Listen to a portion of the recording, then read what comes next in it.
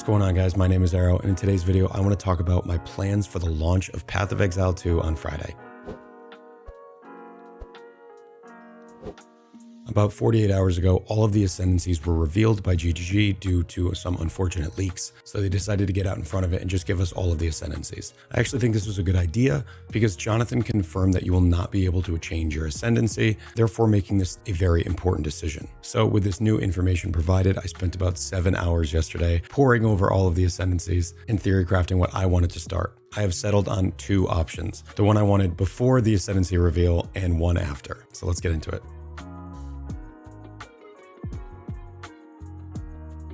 Please keep in mind, these are not build guides. They are incomplete. They are the start of an exploration that I'm going to be starting on Friday. If you are interested in following along, you can watch through this video and then stop by my Twitch on the day of launch, and you can kind of see how I'm playing. Leave your expectations at the door. This is just going to be exploratory. So my first plan was a poison bow Pathfinder. Now let's talk about why Pathfinder. Doubling the number of poisons that you can inflict is really strong, and it looks to be the only way to play poison in PoE 2. Poison limit is capped to 1 by default, and it looks like with this ascendancy node, you're going to be able to get somewhere in the realm of 8 to 10. I have a single target setup that I'm very excited about, which I think can make use of 8 to 10, and we'll get into that in a minute. So that is number 4. Number 3 is a lot less exciting because it looks like this is just Herald of Agony, except on an ascendancy. So something that I would put on my clear skill takes up an entire ascendancy point, and you have to take this to get to 4. So less excited about 3 now, but I am very excited about 1 and 2. 50% more flash charges gained doesn't sound very good because we only have life and mana flasks. However, as far as we know, charms use flash charges, so that will apply there. But also, it's really about number 2. Life flask effects are not removed when unreserved life is filled. This is incredibly powerful in PoE 1. Given how strong life flasks are going to be and how reliant we'll be on them in PoE 2, I think this is one of the strongest nodes in the entire game. Depending on how much more flash support we get on the tree, we may be able to keep thousands of life recovery per second up all the time. If that's the case, 1 and 2 will absolutely be broken. Should I choose Pathfinder, I go this route and life flasks don't feel good. We can always go for something like movement speed penalty reduced and extra passive points, but I'm not very excited about those. So let's talk quickly about my setup for gems. Poison Burst Arrow is going to be my main clear skill using Bursting Plague. Bursting Plague is going to give me explode on enemies, so it really should help to clear a lot. Not sure that I'm going to use Chain, I just have it in here as a placeholder. And then Corrosion support is super important. This is going to break enemies' armor in order to use the exploit weakness, which we'll get to. So broken armor means we get to use exploit weakness on our single target skill, but it also means our hits will be bigger and poison's now based on the hit. So multiple projectiles and then faster attacks, again, another filler. So poison burst for clear, and then for single target, we're going to place toxic growth on the boss. This makes it so it puts a bunch of pods on the ground, and when you poison those pods, they blow up almost instantly. Those explosions, I believe, can be made to poison with things like poison chance and poison on the tree. You add deadly poison to that, so you get 75% more effect, and that should apply to all 8 of your explosions. Then exploit weakness gives you 50% more damage for all those explosions. Add another poison with multiple poison here, and then either area of effect or conk effect. I'm not sure which will be better. The idea here is if we have 8 max poisons, we want to get all 8 of these explosions to hit the boss for huge damage and all poison. Once that goes off, that will last a couple of seconds, and in the meantime, we will start applying corrosion with our poison burst again in order to use another exploit weakness, big toxic growth. I do believe this will be a very potent 1-2 punch, but there's also some other stuff here. So Blasphemy alongside of Despair. You have to use Despair early because you don't get temp chains till later, but later on you want to use temp chains to slow enemies around you. And then Decaying Hex, which will make it so the Blasphemy curse puts a chaos dot on enemies so that we can use Chaotic Freeze. Chaotic Freeze makes it so enemies that are taking non-ailment chaos damage over time,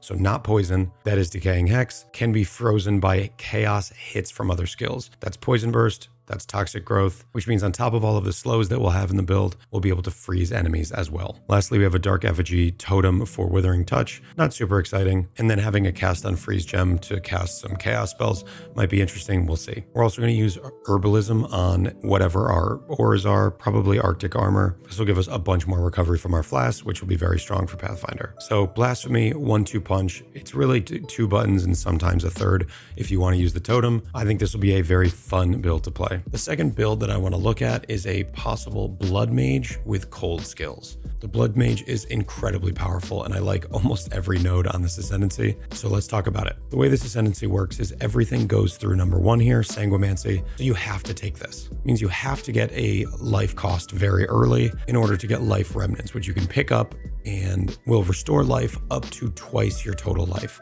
So if you have 5,000 life, you can pick up remnants to get you to 10k. Remnants drop when you kill an enemy or crit an enemy. We're not really sure how many of these will be active and how easy it's going to be to pick them up, but I don't love the idea of this. But since this is our first ascendancy point and we're forced to take it, we're getting a massive downside and not a great upside from our first ascendancy point. This will likely be the weakest starting point for all classes, so if you do start a Blood Mage, just know you're not getting a lot of power at the start. Your second ascendancy can be a lot of different things that do have a lot of power. Leech looks pretty weak in PoE 2, but 10% spell leech, and I believe this is the only source of spell leech, will be a pretty nice way to help you recover. Leech only lasts 1 second now, so you do need to be hitting fairly often in order to keep up that leech. So I believe that will be the second ascendancy. The third ascendancy doesn't really come online until you have a decent bit of life. It's going to be crit damage bonus per 40 life. In order to make use for this, you need a lot of crit chance and you need a lot of life. So we'll talk about how we're going to get there. We're not going to take number 6 because we're going to go for high base crit skills so that we can take number 7 instead, which is basically just Progenesis in an ascendancy node. Progenesis is very strong, but I don't think this will be necessary until the one-shots start coming in, as this is a very good one-shot mitigator.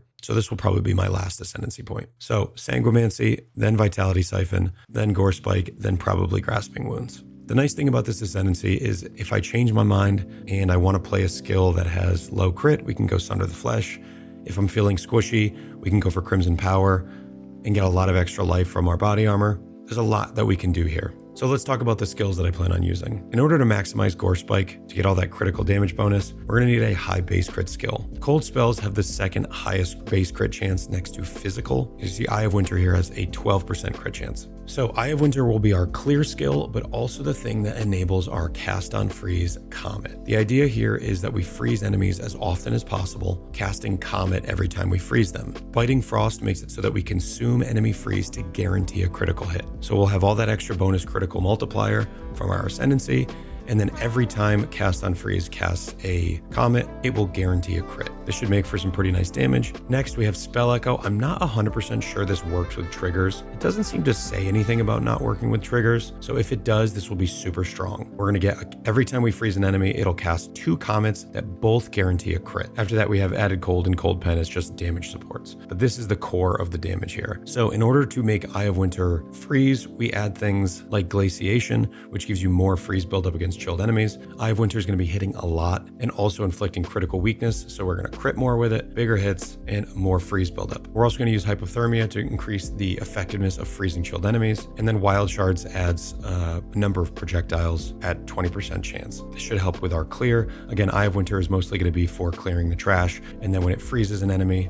hopefully it should be freezing all the time, it calls down 2 Comets to do huge damage. I also am considering a few more gems. Now, these are not going to be linked necessarily like this, but I'm considering a few more gems. Cast on Critical Strike, gain 10 energy when you deal a crit. We're going to have a lot of crit support on Eye of Winter, so it should be critting all the time. And also our Comets from Cast on Freeze will crit. I'm not sure that the crits from Comet are going to work towards Cast on Crit because this is a meta gem casting and this is also a meta gem. I don't know how that works yet, but with Eye of Winter critting often, using Cast on Crit to cast things like Frostbolt and or Ice Nova is going to give us a lot more cold spells out there freezing enemies. And again, you don't need to freeze with Eye of Winter, you need to freeze with anything in order to cast your Comet. I think this has the potential to be a really fun, spammy build, but also being a life stacker, getting damage bonuses from your life, some defense from number 7 Grasping Wounds, some nice recovery from Vitality Siphon. I think this could be a really nice overall package. I think I am leaning at this point towards the Blood Mage,